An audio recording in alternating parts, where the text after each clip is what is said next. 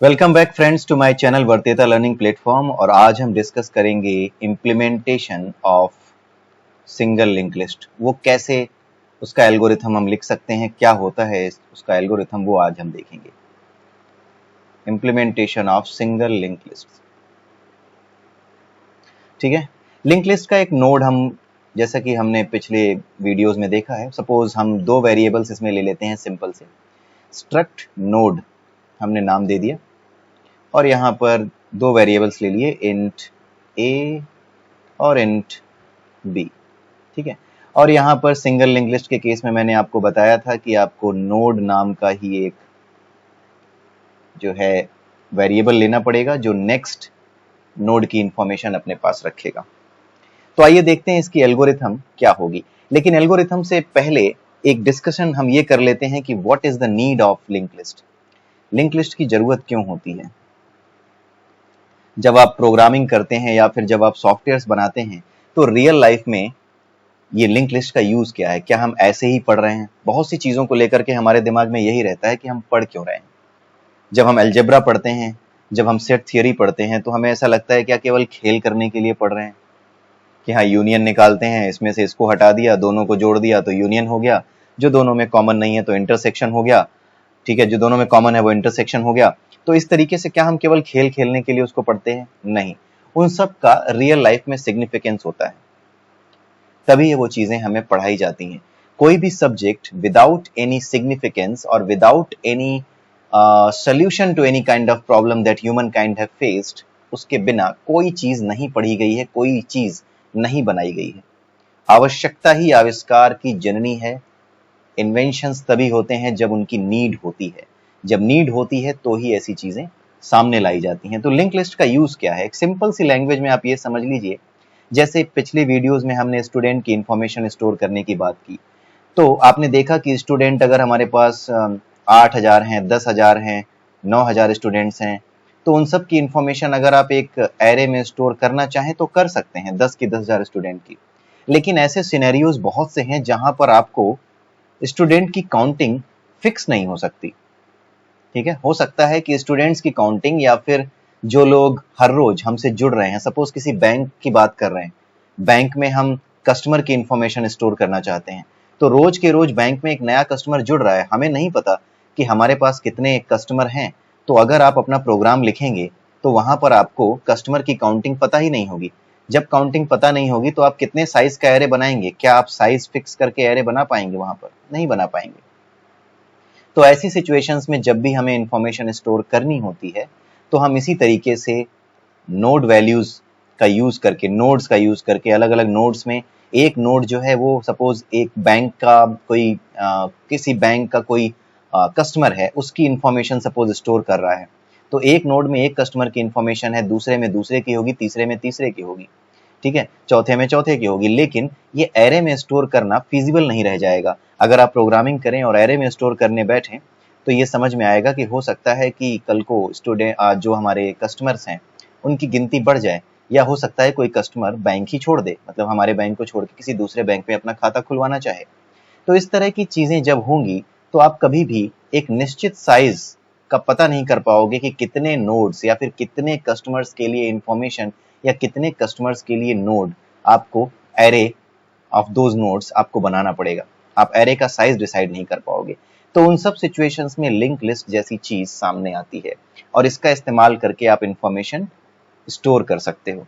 तो real life के साथ क्या सिग्निफिकेंस है? अगर आप कॉलेज के स्टूडेंट हैं तो आपको ये बिल्कुल आपके लिए ही मैंने ये बात बताई है, क्योंकि कई बार हम लिंक लिस्ट पढ़ तो लेते हैं लेकिन हमें ये समझ नहीं आता कि स्टोर कहाँ करने जा रहे हैं, क्या करने जा रहे हैं इसको सीख करके।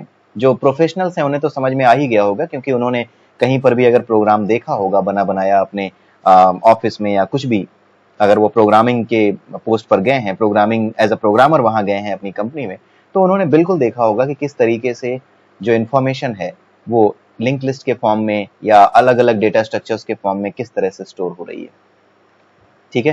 तो लिंक लिस्ट का ये सिग्निफिकेंस है, इसलिए लिंक लिस्ट यूज की जाती है। अब हम देखते हैं कि किस तरीके से लिंक लिस्ट को मेंटेन कर सकते हैं, किस तरीके से हम स्टोर कर सकते हैं इंफॉर्मेशन को लिंक लिस्ट में। सपोज कीजिए कि पहला एलिमेंट, फर्स्ट एलिमेंट आप स्टोर करने जा रहे हैं, ठीक है। फर्स्ट एलिमेंट स्टोर करने जा रहे हैं। तो ए में कुछ डाल दिया, 10 डाल दिया, बी में कुछ डाल दिया, 20 डाल दिया, और नेक्स्ट में क्या डालोगे आप? नेक्स्ट में आप डालोगे नल। क्यों? क्योंकि आप पहला नोड हो, ठीक है, पहला नोड हो, और आपसे पहले कोई दूसरा है भी नहीं। तो आपसे पहले कोई दूसरा है भी नहीं, ये कैसे पता चलेगा? ये पता करने के लिए आप क्या करोगे? सबसे पहले एक नोड बनाओगे, struct node asterisk P root, या पी फर्स्ट कर सकते हो, रूट की जगह आप पी फर्स्ट कर दो, पी फर्स्ट, ठीक है। ये आप स्टार्टिंग में क्या रखोगे? नल रखोगे। जब आप स्टार्टिंग में इसे नल रखोगे तो आपको पता है कि आपकी लिंक लिस्ट अभी खाली है। तो इसका मतलब जब भी ये कंडीशन ट्रू हो कि if P first is equal to null, then आप क्या करोगे? देन आप ये काम करोगे, नेक्स्ट को नल रखोगे, ठीक है। अब हमारी दूसरी कंडीशन आती है जब आपका लिंक लिस्ट खाली ना हो, when already some node is there, ठीक है। कोई एक नोड बनी रखी है, सपोज ये एक नोड बनी रखी है 10, 20 और ये नल के साथ बनी रखी है। अब आपको एक नया नोड ऐड करना है, एक नया कस्टमर आ गया किसी बैंक का, और उसमें भी आपको क्या स्टोर करना पड़ गया? उसकी दो इंफॉर्मेशन, ए और बी में सपोज आपने 30 और 40 स्टोर कर लिया, और यहां पर आपने नेक्स्ट के लिए नल कर दिया। नेक्स्ट तो नल होगा ही, लेकिन इसकी इंफॉर्मेशन इसके पास होनी चाहिए। तो इसकी इंफॉर्मेशन जब इसके पास होनी चाहिए तो इसका मतलब क्या है? ये जो फर्स्ट था पी फर्स्ट, अब ये नल नहीं रह गया है। क्या ये नल है? नहीं, क्योंकि पी फर्स्ट में आपकी एलिमेंट आ चुका है। तो पी फर्स्ट अगर नल होता तो इसका मतलब था कि हमारा लिंक लिस्ट खाली है। बट अगर पी फर्स्ट में ये आ चुका है, ये नोड आ चुकी है, सपोज ये नोड 2000 पे स्टोर है और ये नोड 3000 पे स्टोर है, तो पी फर्स्ट में 2000 आ चुका है, तो इसका मतलब हमारा जो केस है वो कौन सा है? If P first is not equal to null, यानी हमारा पी फर्स्ट नल नहीं है। तो हमें क्या क्या करना होगा? पहली चीज तो हमें ये करनी होगी कि जो नया नोड बना है, सपोज इसको हमने नोड से रिप्रेजेंट किया, पी नोड से, ठीक है। सबसे पहली बात कि पी नोड में हमने क्या डाला? नया मेमोरी एलोकेट की इस नोड के लिए, ठीक है, न्यू करके या मैलोक करके, कुछ भी करके नए की मेमोरी एलोकेट की, उसमें 30, 40 और ये नेक्स्ट नोड के लिए नल स्टोर कर लिया, क्योंकि आगे तो इसके कोई है ही नहीं।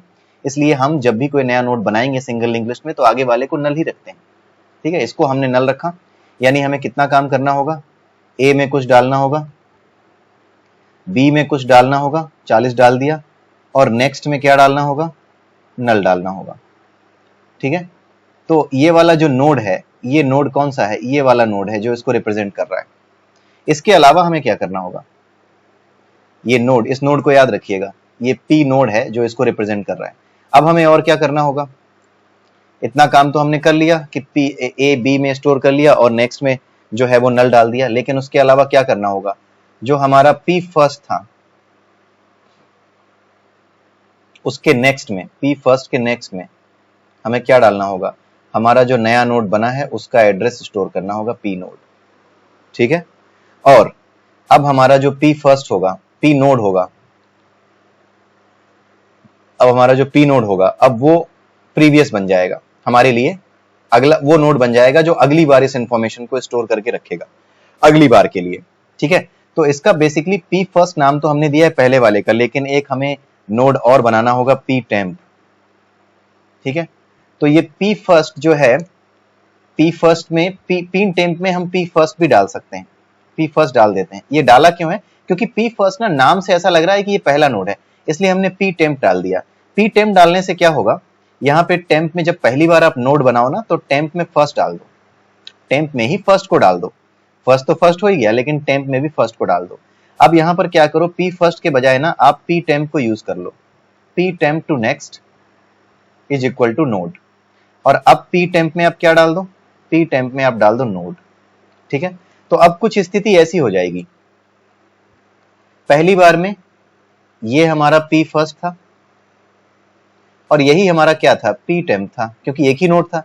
दूसरी बार में क्या हो रहा है, अगली बार में क्या हो रहा है, ये P फर्स्ट तो है, पहला वाला तो P फर्स्ट रहेगा, लेकिन अगला वाला क्या बनेगा, अब ये P टेम्प बनेगा अगला वाला, ठीक है।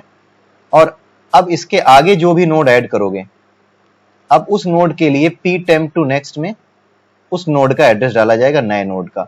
और जैसे ही नए नोड का एड्रेस हम डाल लेंगे P टेम्प टू नेक्स्ट में, ये जो P टेम्प है इसको रिप्रेजेंट कर रहा था, इसके नेक्स्ट में हमने क्या डाल दिया, अगला डाल दिया। लेकिन अब अगला नोड करने के लिए, अगला नोड स्टोर करने के लिए इसको टेम्प बनना चाहिए, तो P टेम्प में फिर से हम क्या करेंगे, जो P नोड है वो डाल देंगे।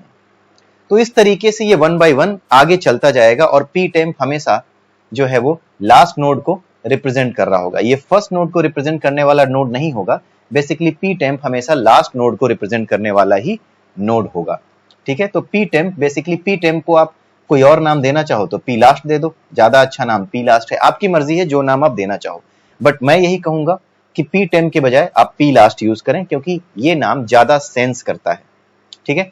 तो आई होप कि आपको ये समझ में आ गया होगा कि किस तरीके से इसका प्रोग्राम लिखा जाएगा, ठीक है। तो ये प्रोग्राम हम अगले वीडियो में लिख करके देखेंगे, एक प्रोग्राम बना करके देखेंगे कि किस तरीके से लिंक लिस्ट को हम मेंटेन करते हैं। तो अगले वीडियो तक आप इंतजार कीजिए और मेरे इस वीडियो को लाइक कर दीजिए, सब्सक्राइब कर दीजिए मेरा चैनल अगर अभी तक आपने सब्सक्राइब नहीं किया है, और अपने दोस्तों के साथ इस वीडियो को जरूर शेयर कर दीजिए, आपके ये बहुत काम आएगा, ठीक है। तो अगले वीडियो के तक के लिए मैं आप सबसे विदा चाहता हूं, तब तक के लिए नमस्कार।